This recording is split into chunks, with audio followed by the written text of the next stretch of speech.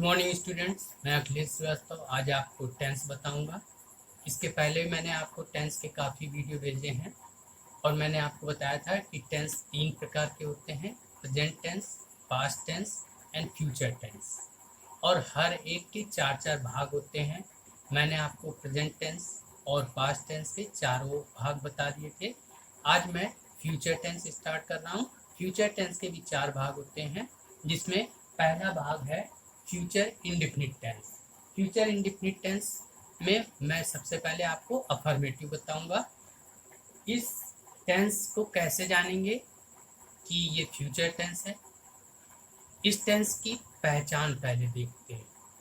पहचान होती है कि इन वाक्यों के अंत में गा, गे, गी इस तरीके के शब्द आते हैं लास्ट में।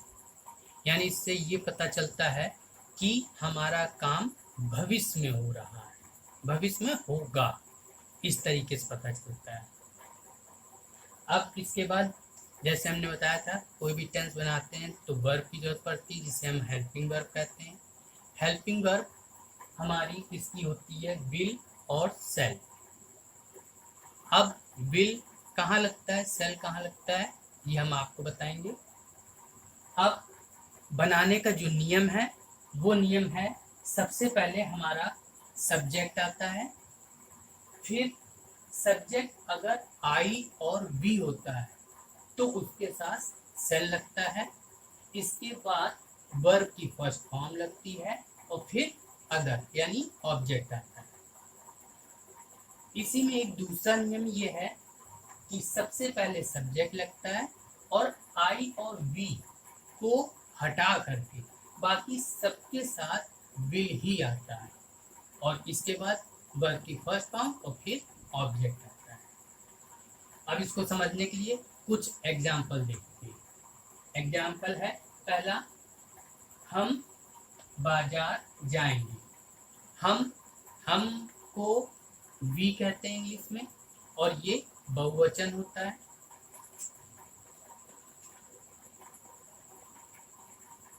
अब मैंने बोला था आई और वी के साथ विल लगाते हैं, तो वी विल। आप कहाँ जाएंगे? वो माने जाना, तो कहाँ जाएंगे? बाजार।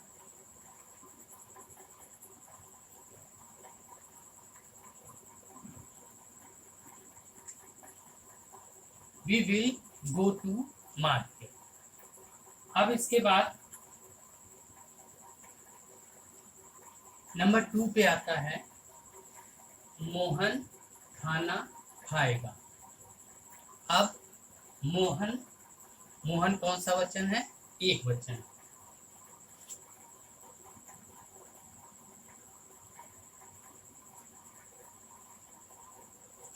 अब मोहन एक वचन है, मैंने आपको बोला केवल आई वी को छोड़ करके बाकी सबके साथ विल आएगा, तो मोहन विल। अब खाना खाने की, eat the food.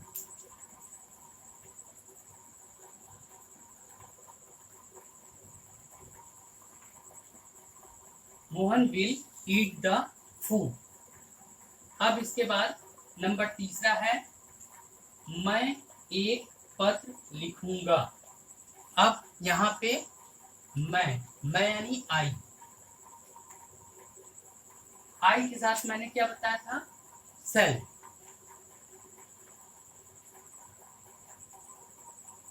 I cell.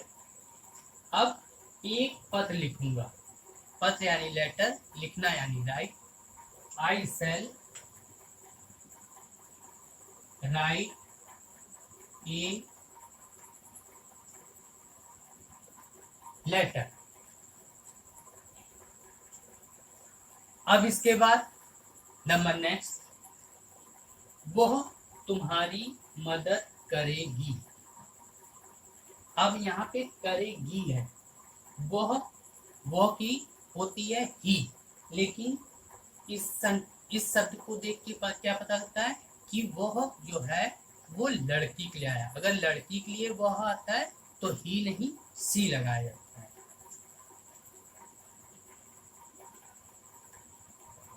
She. अब शी लगा, शी के साथ विल ही आएगा,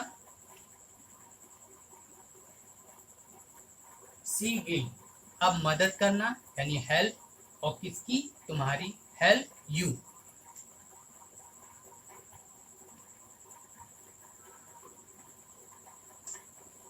हेल्प यू।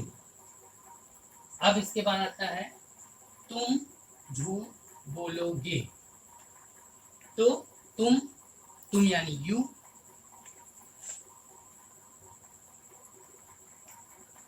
अब यू के साथ क्या आएगा? वही जो मैंने बताया, विल।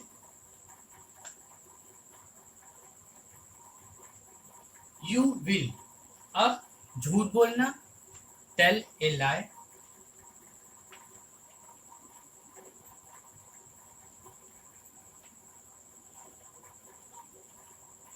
अब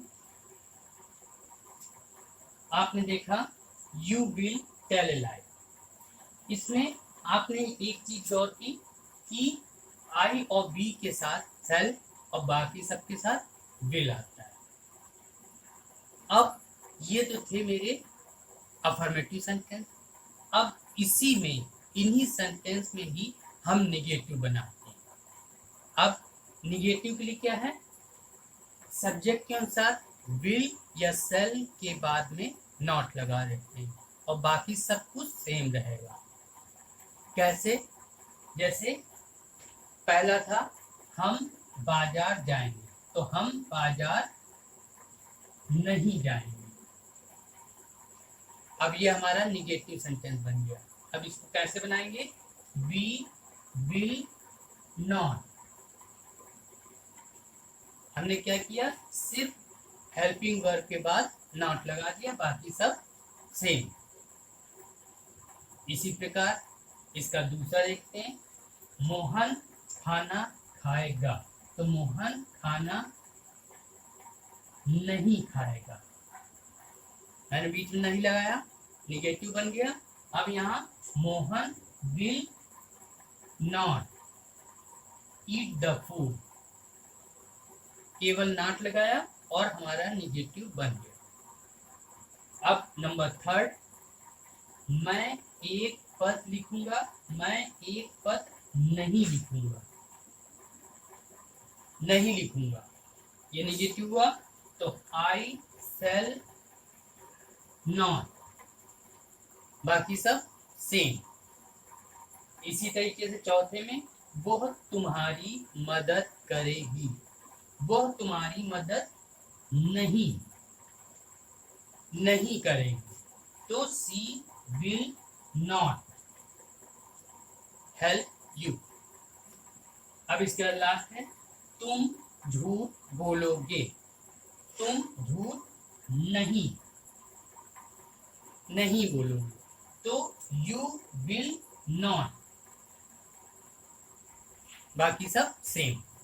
इस तरीके आपने देखा कि अफर्मेटिव सेंटेंस, इसके बाद उसका निगेटिव, और निगेटिव बनाने के लिए सिर्फ हेल्पिंग वर्ब के साथ नॉट लगा देते हैं और हमारा निगेटिव सेंटेंस बन जाता है। अब इतने एग्जाम्पल करके आपको समझ में आया होगा कि हम फ्यूचर टेंस कैसे बनाएं। अब इसके बाद का जो वीडियो है मैं आपको नेक्स्ट टाइम दूंगा। तब तक धन्यवाद।